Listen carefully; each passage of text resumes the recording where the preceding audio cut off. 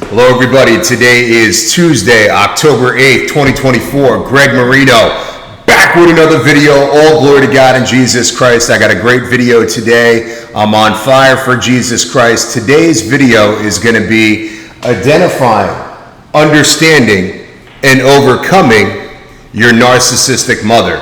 Today's video will be up on lifeenhancement123.com under video number 136. I'm going to leave today's video up on YouTube. And I'm doing this video because I feel like a lot of God's chosen was strategically put as bait in families that have generational curses, in families that have one or both parents that are narcissistic. And so I think a lot of my subscribers and members of my audience can relate to this video. I did not have a narcissistic father, so I'm not going to do a video about that, but I imagine a lot of the traits that I'm going to talk about here in the narcissistic mother video can be interchanged with the narcissistic father. But I want to get right to it. I have 22 traits for identifying whether or not your mother is a narcissist. And then I have 5 points so you can understand why they become a narcissist, why they currently are a narcissist. And then I have 6 ways to overcome your narcissistic mother. Now, I want to be very clear here, and I think I've talked about it in other videos. I obviously am doing a video now isolating narcissistic mothers, so I have to be clear about it. When I talk about narcissism, and I don't think a lot of content creators talk about this, there are a few, and I do on occasion check out their videos, but narcissism is really Satan's way through the indoctrination school of psychology, through the DSM, the psychological handbook, to cover up the fact that somebody has a demon controlling their ship. So whenever you hear anybody be referred to as a narcissist, or you see all these doctors that have degrees on social media that are out there talking about narcissism, they don't have a clue what they're talking about. Although they do understand the traits of a narcissist, they don't understand the origin, nor do they discuss it. Because most doctors, as you know, have bought into the medical industry, psychopharmacology, right? The textbooks, right? All approved by the Rockefeller Association. So they don't have any idea about the spiritual origin of the people that are suffering from narcissism. So I have narcissist here in quotations because it's really a demonic spirit. I'm doing this video out here to help educate people that are not 100% certain whether or not their mother is a narcissist. I have 22 traits here. Conservatively, if 1/3 of these traits are traits that your mother possesses, she is a narcissist. Now, my narcissistic mother possesses every one of these traits. That's why I'm aware of it. And again, this is not an attack on narcissistic mothers.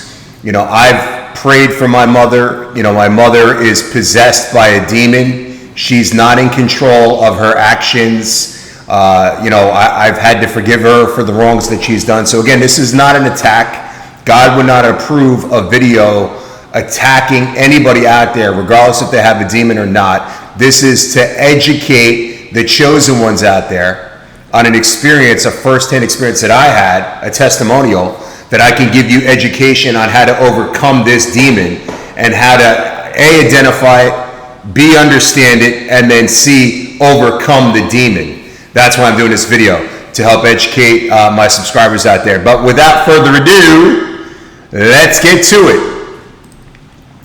All right, we're going to start the traits with 2 verses. We're going to go to Acts 16 through 18.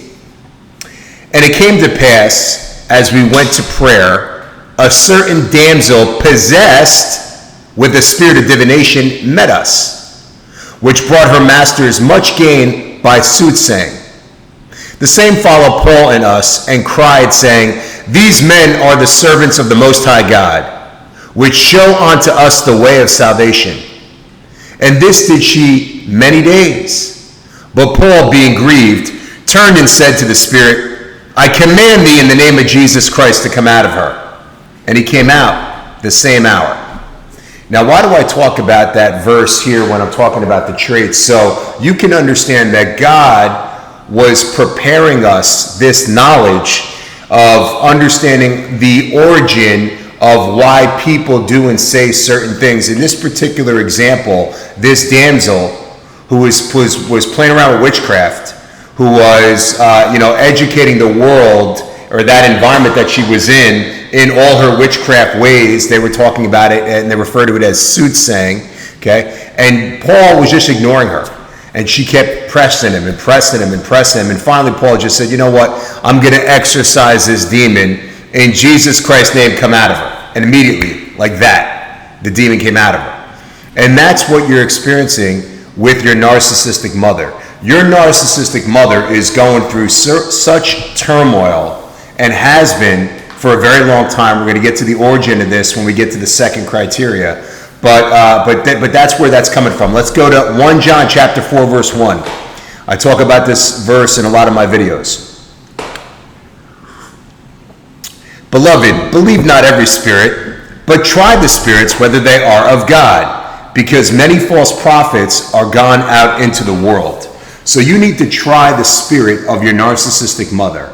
And you can do it in very specific ways. I don't think anybody out there needs to go and try their mother at this point, at this stage in the game. You pretty much know the traits that she possesses, and you're going to be able to identify it in the 22 points that I bring up here, right? But you need to try the spirit of everybody that you're dealing with, right? Not just your narcissistic mother, but everybody that you want to bring into your inner circle. So what are some of the traits of a narcissistic mother? Okay, and I experienced all of these firsthand. Number one, your narcissistic mother is in competition with you. Now, why would your mother compete with you? Your mother brought you into this world, right? Jeremiah chapter 1, verse 5, God formed thee in the belly. He knew who you were going to be when you were in the womb of your mother. Your mother brings you into this world, and here she's competing with you.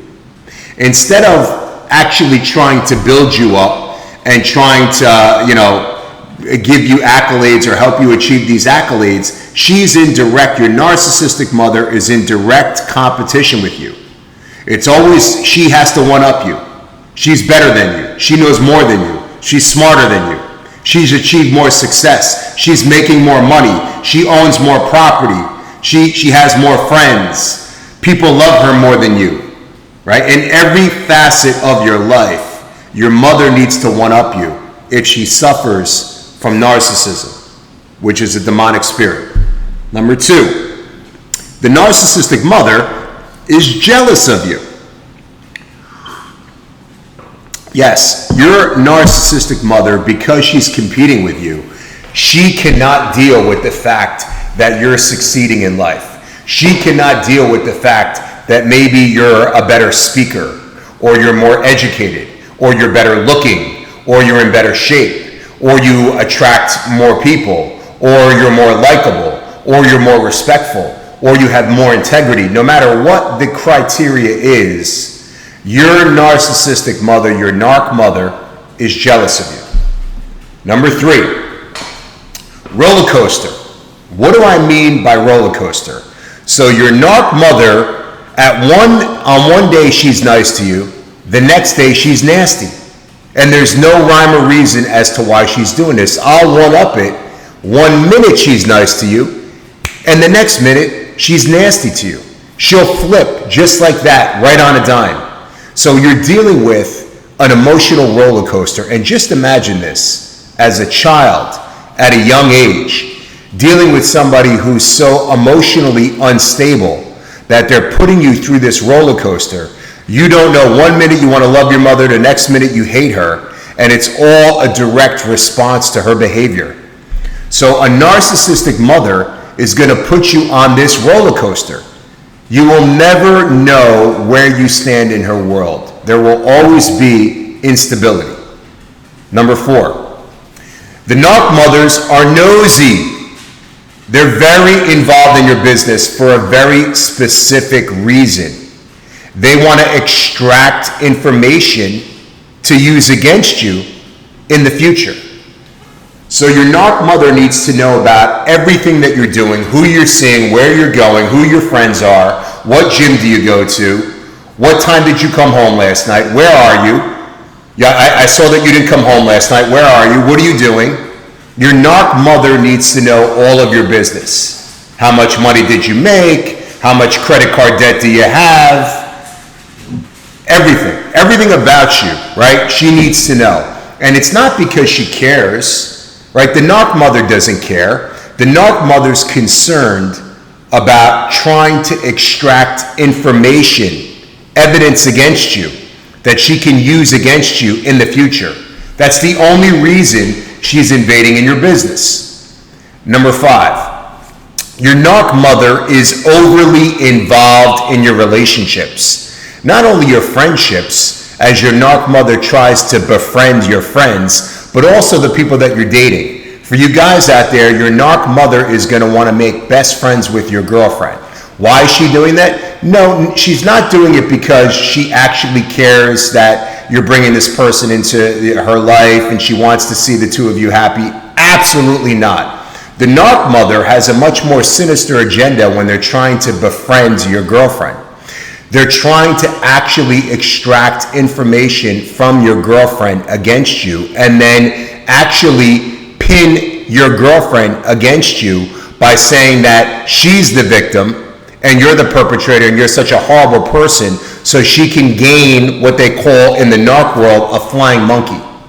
She can gain a friend that she can, badmouth and slander behind your back, somebody that can go on her side, somebody that can play for Team Narc Mom and against you. So her motive to get involved with your girlfriend or your friend is not because they want to involve themselves in your life, but it's because they want to try to sabotage your relationship with that person or try to get the person that's in your life to think they're the victim and you're the perpetrator. It's a very strategic, manipulative motive that your narc mother gets involved with to be overly involved with your relationships and your friendships. Number 6, in tandem with getting involved in your relationships and your friendships, your narc mother is a gossiper. She loves to slander you behind your back. She always bears false witness. She's trying to get people on her team to team up in numbers so this way they can talk about you behind your back and gossip about you and ask all these questions. She's trying to extract information from the people that are in your life when you're not there. She's slandering you. She's gossiping you. She's running your name through the mud. She's creating an allegiance with the people that are in your world. So if and when she flips on you, which she knows she will, it's inevitable, she has people on her side to believe her story. She's a gossiper. Your narc mom loves to slander her son or daughter. Number 7, your narc mother loves to take credit for your successes, right? So here you are succeeding in life. And your narc mother will create this story that, he's so smart now because I had him reading books when he was really young. Oh yeah, he was reading at like 3 years old because of me. And he was, I put him in all the gifted and talented classes because, I just knew that I needed to have my son, be one step ahead of everybody else. So here you are through your hard work, all your studying, all those hours of sacrifice, and your mother will swoop in, your narc mother, and say, my son's successful because of me. Everything he has in this world is because of me. I brought him in here. I had to bear labor for 16 hours to bring him into this world. I'm the one who deserves the credit for his success. Number 8, the number 8 trait of your narc mother is she has a distorted memory. Very convoluted. What do I mean by that?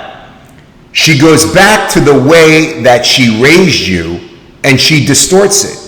All the dysfunction, all the physical, mental abuse, emotional abuse that your mother put you through, she doesn't have any memory of that. What she has memory of is ironing your underwear and making sure all your clothes were clean and making sure you had food every day and going to all your football games and cutting the oranges at the football games and working the concession stand. That's what your mother believes, because that's what she's convinced herself of, right? She's got a mask on. Your narc mother is wearing a mask to the world. Only you see through it because you know who that person really is. But the rest of the world is convinced that you're the problem because she's got that mask on with everybody in the world. She's out there portraying that she's super mom when it's really a demon disguised as your mother. And she's out there telling you, oh my God, I was an amazing mother to you. I was always there for you. I loved you. When in actuality, the opposite is true. You got nothing but abuse and neglect your whole life. And you have this demon out there raving about how great a job they did raising you. Number 9, your narc mother suffers from a self-image distortion. What do I mean by that? So your narc mother is very concerned with how others perceive them. So they portray this fabricated facade of perfection. None of it's true. You see through it. And actually the people who know the narc mother really well know that's an image, but this is their distortion. They have to distort and contort the truth to fit their narrative. Number 10, your narc mother loves to gaslight. What do I mean by that? So they'll always turn the situation around to fit their narrative and try and trick you into believing something other than what you know to be true. What is another name for this? Witchcraft.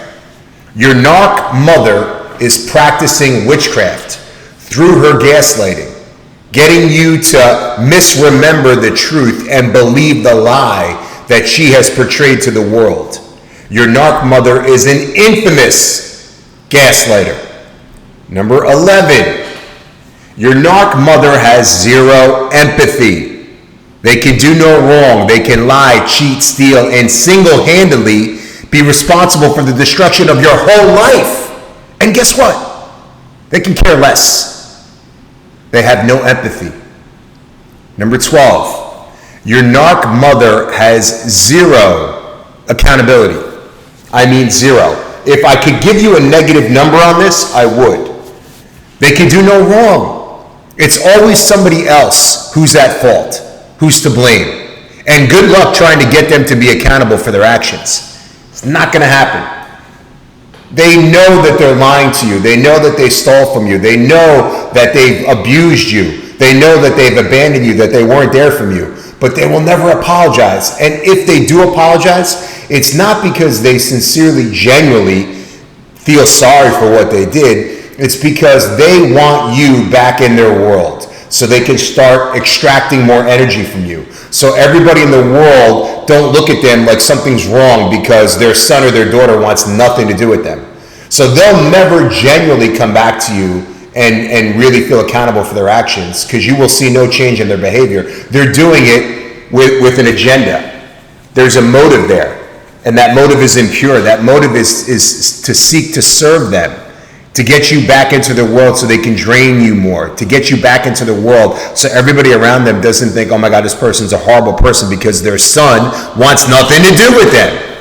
Number 13, your narc mother feels that the world revolves around them. Not only are they the center of their own universe, but your narc mother thinks they're the center of your world. No matter what the situation is in your life, they'll always bring it back to something about them. You could be going out there and dealing with a situation where, you just lost your job, right? And you're there and you're venting to your mother. You think your mother really cares about you, and you're explaining the situation. And what your narc mother will do will then ignore the fact that you're going through some hardship, ignore the fact that you just are dealing with this very stressful situation, and instead of trying to give you solutions to your problem, they'll revert back to how they're having problems at their job. And they don't like the people that they work with. It's like, wait a second. Are we talking about you or the fact that I just lost my job, right? That's what your narc mother will do, because they feel that everything is brought back to them. They're the center of the world for you and for them. So everything pertains to them. They don't care about what's happening in your life. They don't care what you're going through. It's not a concern to them. They want you to focus on what's going on in their life. When you're talking, they're not listening. They're strategizing what they need to say to you next. They're more concerned about the words coming out of their mouth. You have two ears and one mouth, so you should listen twice as much as you speak. Good luck getting a narc mother to buy into that. Number 14, your narc mother is a projector. What do I mean by that? Your narc mother is infamous for claiming that you are guilty of the very same issues that they're claiming that you did to them. They're the ones doing it to you. They're projecting onto you the issues they themselves are guilty of. They're projectors. They're known to do that. Narcs, these demons, are stupid.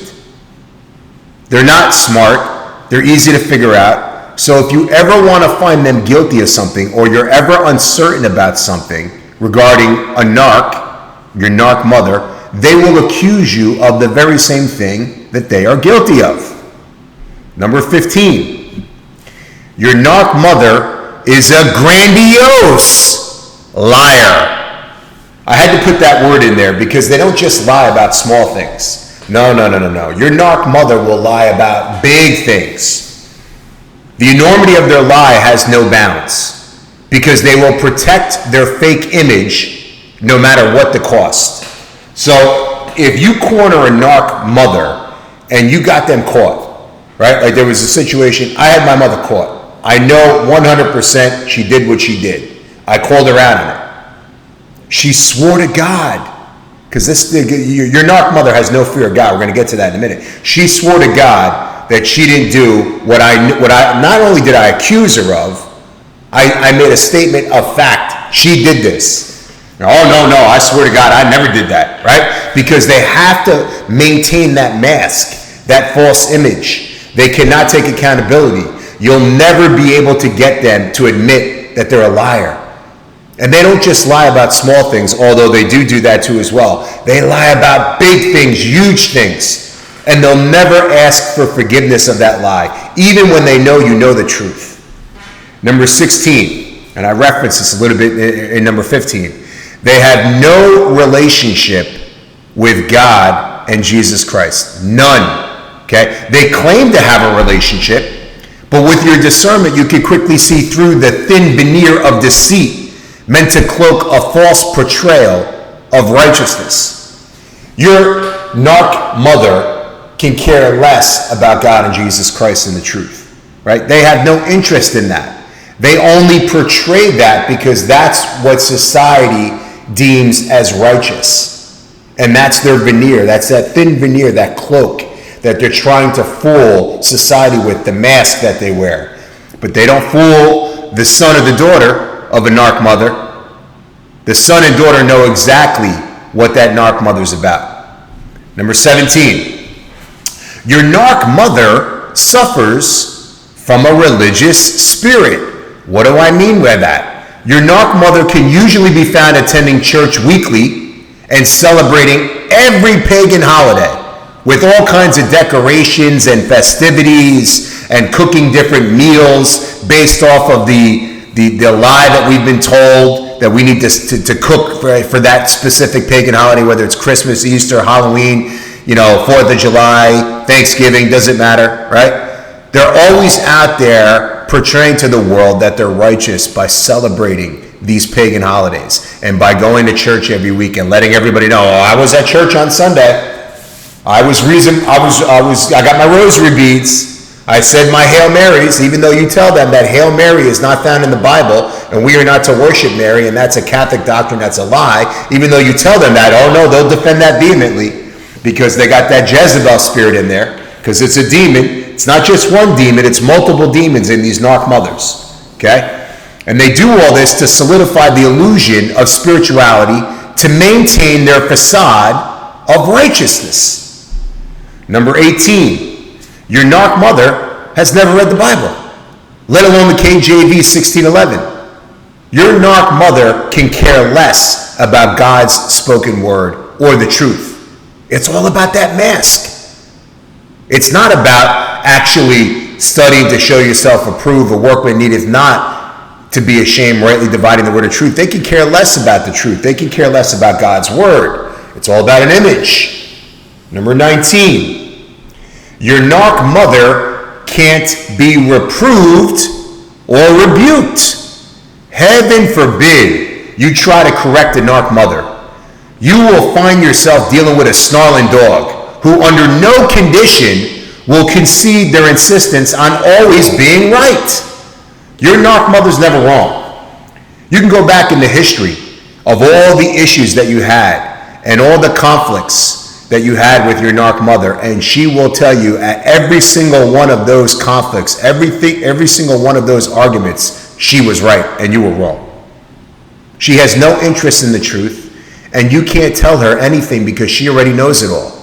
She's overly wise, which the Bible tells you they're a fool.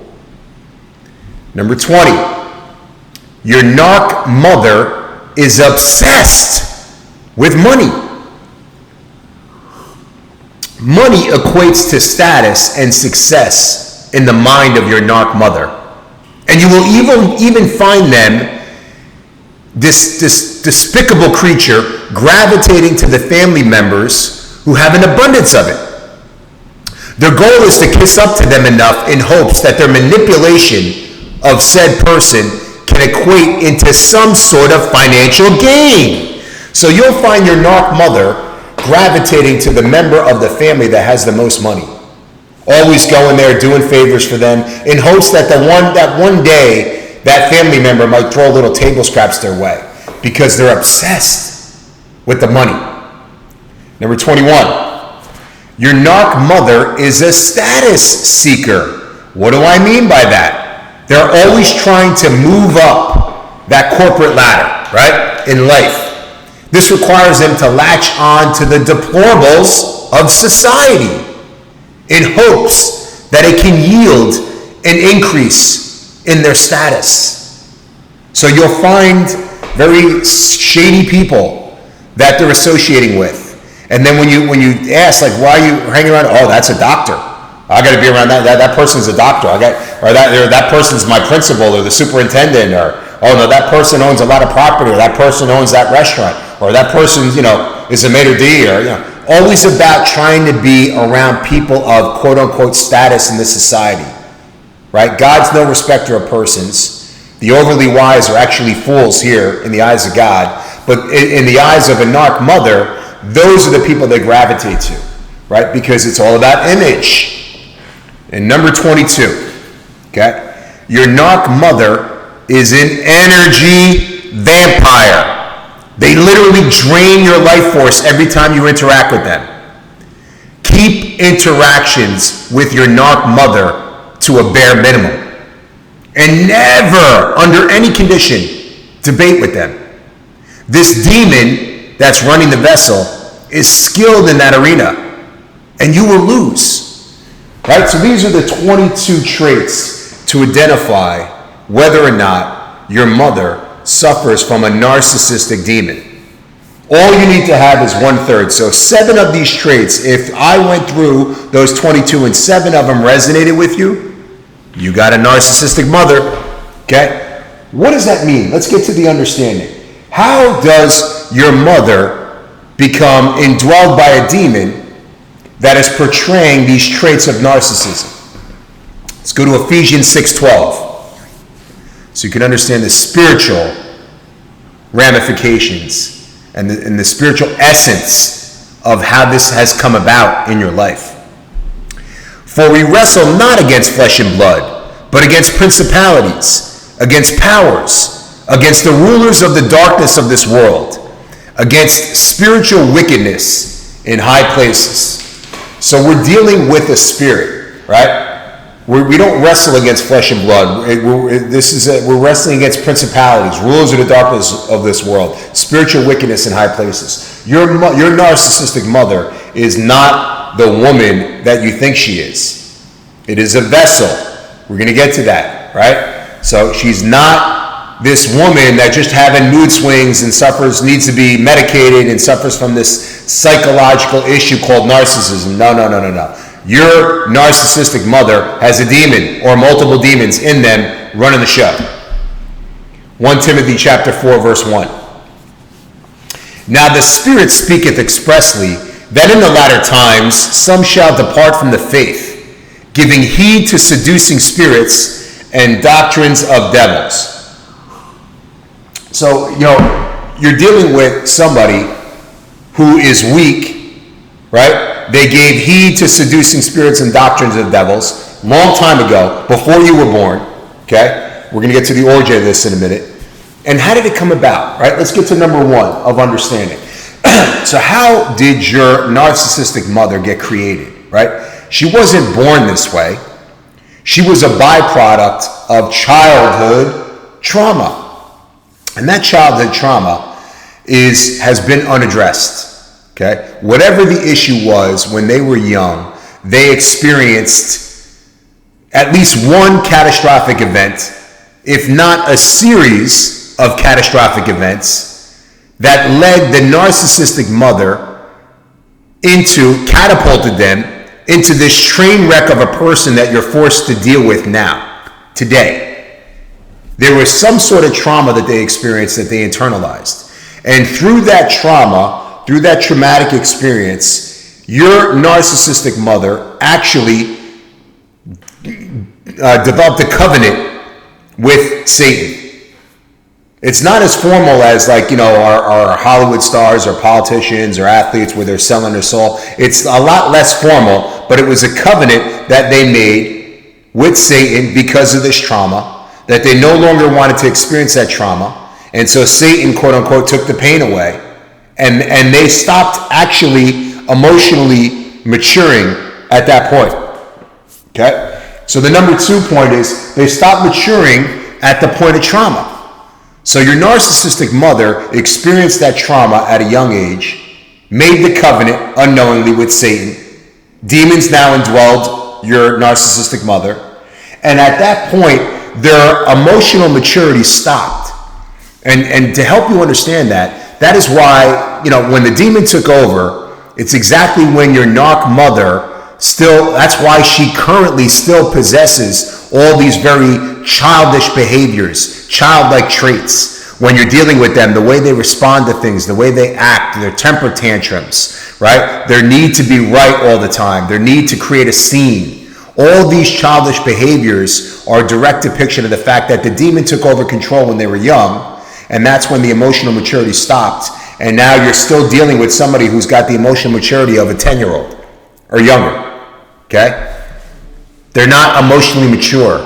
They're stuck in that childhood trauma, which is unaddressed. And unfortunately, they're not going to be able to change or be able to come to God until they address that trauma. Number 3. They sold their soul to Satan. Okay, it's not, again, as formal as the blood contract that you see the famous people of the world engage in, but it's less formal. It's more, I'm selling my soul so this way I can no longer have to feel and experience the trauma that I experience anymore. Right? So you're getting involved in the spiritual realm with a covenant with Satan. And then Satan now says, okay, now I own you. I got full dominion and control of your body. And at any time I can send a spirit in there to do whatever, raise havoc, destroy your son's life. I can do it at any point in time, whenever I want to, right? And so that you're constantly been subjected to this evil from somebody who's not in full control and dominion of their own body because of this covenant that they have with Satan. Number 4, the demonic spirit is controlling the vessel. Okay, so it's no longer your narc mother that is steering the ship. You have to get this idea out of your head. Now, it doesn't mean that they are exempt from accountability because they're not steering the ship. No, they're fully volunteering their body to be controlled by the demon, so they're fully accountable for that. But they're not steering that ship, right? The demon has full control over the reins and will attack the child of God whenever Satan sends out the order. So this is the reason why, and I talked about this in my last video, why I did video 91 and 92 on my website, lifeenhancement123.com. And in those 2 videos, I said, let's take a trip down 2020 memory lane, shall we? I couldn't put those up on YouTube. And the very next day, Satan sent the demon into my mother to attack me. Okay, that's how this works. right? Because they're not fully steering a ship. At any point in time, they can send a demon into the vessel to destroy you. This is why a lot of children, sons and daughters of narcissistic mothers, have a hard time cutting off the narcissistic mother, because it's not always the demon steering the ship. Sometimes you get to see a little glimpse of your mother in there, and they're nice and they're manageable. And a whole week goes by and you don't have a fight, and you're like, all right, I could deal with my mother now. I could accept her back into my life. Maybe you had a good experience. Maybe you went to dinner with her and she seemed normal. It's just because the demon wasn't controlling the ship. That's the only reason you can ever experience normalcy. But the problem with that is you can never tell when Satan's going to send that demon in there. You can never tell when the demon will have full dominion over your narcissistic mother. There's no warning. It comes out of nowhere. So how can you handle a relationship under those pretenses? You can't. Because number 5 is, you can't reason with a demon. They have no interest in the truth or any kind of logical rationale. So why waste your time? When you're talking to your narcissistic mother, you're talking to a demon. You're not talking to a woman. You're talking to a demon, a weak, fleshly vessel that has a demon or multiple demons steering the ship. Okay? So that's why your narcissistic mother is the way that she is. Now, I'm all about solutions. How do we overcome this, right? We got 22 traits. We got 5 reasons why they're that way. I got six ways that you can overcome that narcissistic demon. I'm going to bring up 2 Bible verses here. We're going to start with 2 Corinthians chapter 6, verse 14. Be ye not unequally yoked together with unbelievers. Because what fellowship does righteousness have to do with unrighteousness? And what communion does the light have to do with darkness? So your narcissistic mother, controlled by demons or multiple demons, is in darkness. And God is telling you in the beginning, honor thy mother and thy father, right? It's one of the 10 commandments. But God is saying, listen, if they're controlled by a demon and you're not equally yoked with them and they're in darkness, you ought to have nothing to do with that person. You need to exorcise that person out of your life. Exorcise that demon. Transport yourself away from proximity to that demon. 2 Corinthians 6:14. Let's go to 1 Corinthians 5:11 through 13. But now I have written unto you not to keep company. If any man that is called a brother be a fornicator, or covetous, or an idolater, or a railer, or a drunkard, or an extortioner, with such a one not to eat. For what have I to do to judge them also that are without? Do not ye judge them that are within? But them that are without God judgeth. Therefore, put away from yourselves that wicked person.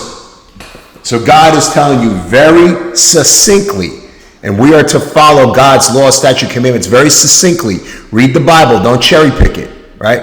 Yes, you are to honor your mother and your father, but when your mother or your father suffer from these things and you know they have a demon in you, right? You got to get rid of them.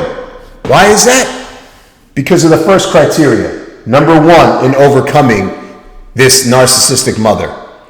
Stop being a punching bag. You do not need to sit there and weather blow after blow after blow from your narcissistic mother who's being controlled by a demon sent by Satan specifically to destroy you. God does not want you to be a punching bag. Honor your mother by loving her from a distance. Let her work out her own salvation with fear and trembling. Pray for her. We're going to get to that in a minute. Hopefully, she can see the error in her ways, repent, ask God for forgiveness, and come to you and ask you, the son or the daughter, for forgiveness. But good luck. Don't hold your breath on that one, right? Because God has been warning us about what Satan's plans are for us in 1 Peter chapter 5, verse 8. Be sober and be vigilant, because your adversary the devil, as a roaring lion, walketh about, seeking whom he may devour.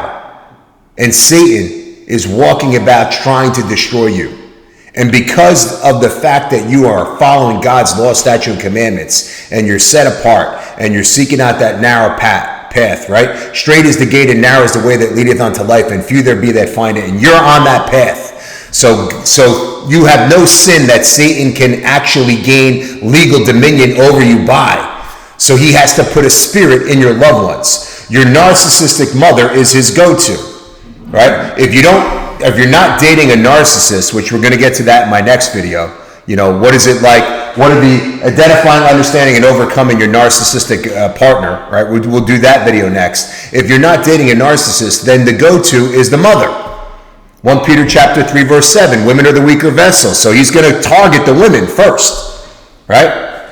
Number 2 thing you need to do to overcome your narcissistic mother, you need to go no contact. Why is this so important? I did a video out there. It's my delete and block video. Chosen ones must have a strong delete and block game. It's my video number 47. It's on lifeenhancement123.com. Check out that video. That video talks about the importance of being able to understand when you need to delete somebody's number and when you have to block it. With a narcissistic mother, it's imperative that you understand that you need to go no contact. Not only for your own sanity, but to help them with work out their own salvation, with their own healing. They're never going to correct the errors of their way if they're still in your life. They're never going to see the wrong in their doings if you're still there tolerating this or still talking to them, right? You need to do something drastic. Not just for them in hopes that it's going to shake them and wake them up so they can, develop a relationship with God, but for your own sanity. Go no contact, right? God does not want this demon to destroy you.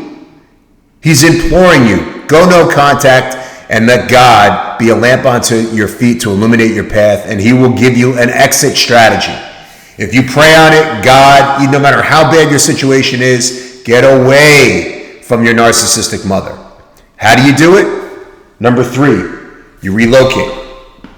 Okay, I don't talk about where I live in any of my videos. I tell you I'm down south. I could be in 10 states. That could be 10, 15 different states. I'm south of New Jersey. That's all I'll say.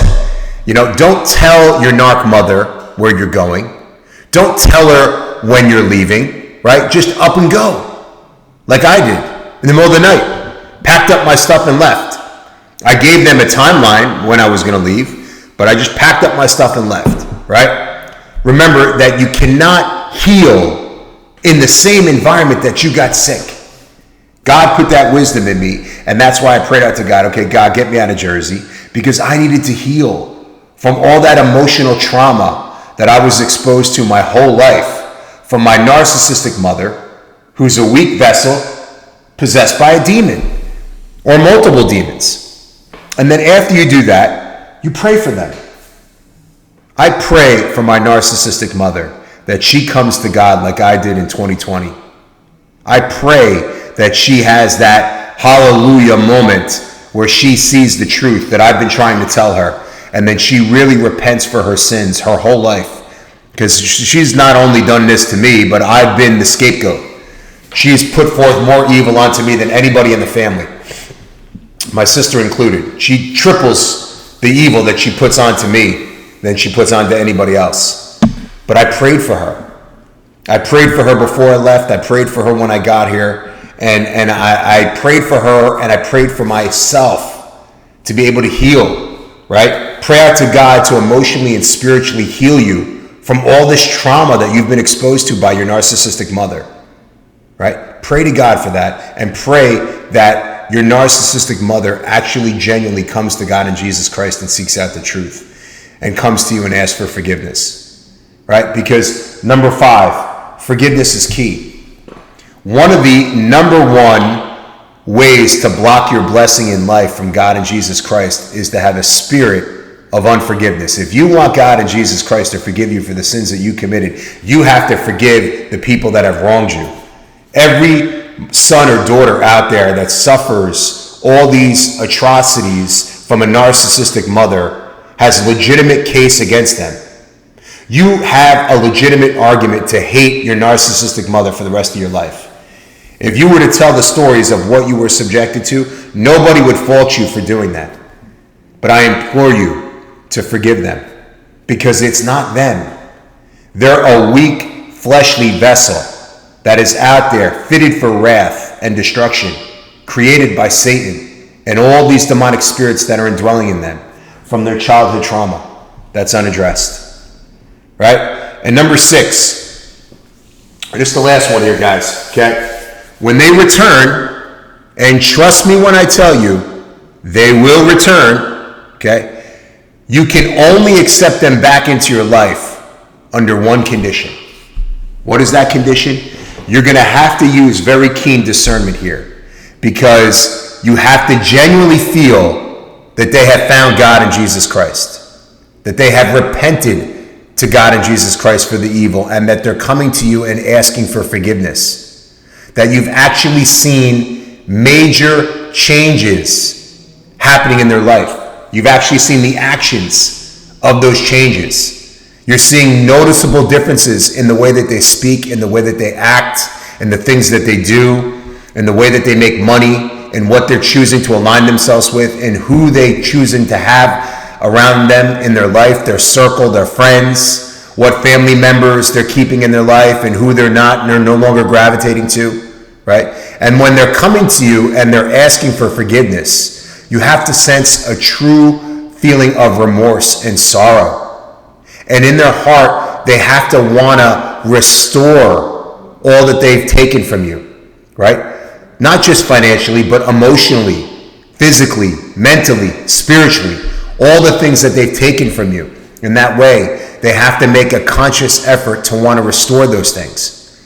And if you feel confident that all this criteria has been met and fulfilled, then and only then can you slowly reintroduce them back into your life. I wouldn't expect you to just give them a big hug and say, okay, let's go back to the way things were, because trust me when I tell you, it will go back to the way things were.